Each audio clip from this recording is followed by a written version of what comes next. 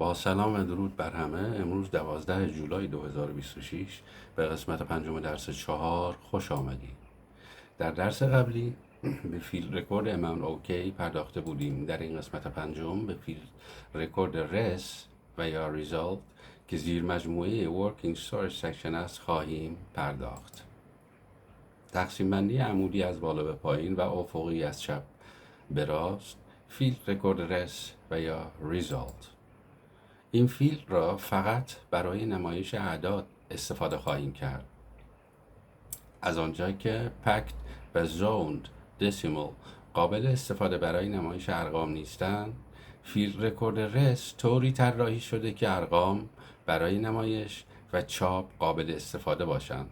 وقتی با استفاده از تابع F4 کوبل 400 وارد ناحیه ویرایش کدنویسی شوید، می توانید در مناطق A و به شروع به کدنویسی کنید.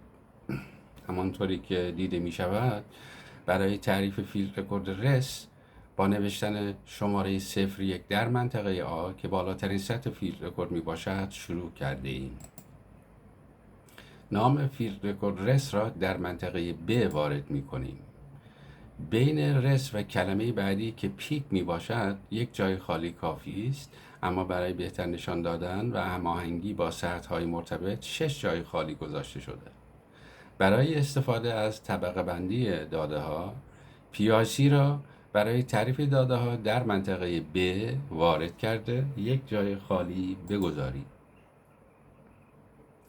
برخلاف مقادیر ثابت لیترال، برای خواناتر نشان دادن ارقام 10,000 تایی این فیلد رکورد از ترکیب علامت منها برای ارقامی که محتملاً منفی میتوانند باشند استفاده شده است. حرف Z برای حذف 0 استفاده می شود. شماره 9 نشانگر اعداد است. برای تعداد ارقام قبل از دسیمال 5 جا گذاشته شده و برای ارقام بعد از دسیمال 2 جا گذاشته شده است. در کل فضا برای 7 کاراکتر عددی طراحی شده است. بعد از حرف Z بدون جای خالی 2 بار شماره 9 را وارد کرده، در ادامه نقطه برای خوانایی بهتر اضافه می شود. از نقطه برای جدا کردن ارقام 10,000 تایی بعد از دومین رقم استفاده کرده ایم. سپس بدون جای خالی 3 بار شماره 9 را وارد می کنیم. از ویرگول برای جدا کردن مقادیر اعشاری استفاده کرده ایم. در ادامه بدون جای خالی 2 بار شماره 9 را وارد می کنیم. سپس وقتی کدنویسی تمام شود نقطه را هرگز فراموش نکنید. برای استفاده از علائم و کاراکترهای غیر استاندارد کوبل باید از بند Special Names که بخشی از Environment Division است استفاده کرد.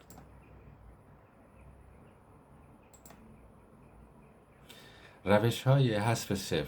2 روش اصلی برای حذف 0 در کوبل وجود دارد. اولین، جایگزینی 0 با جای خالی.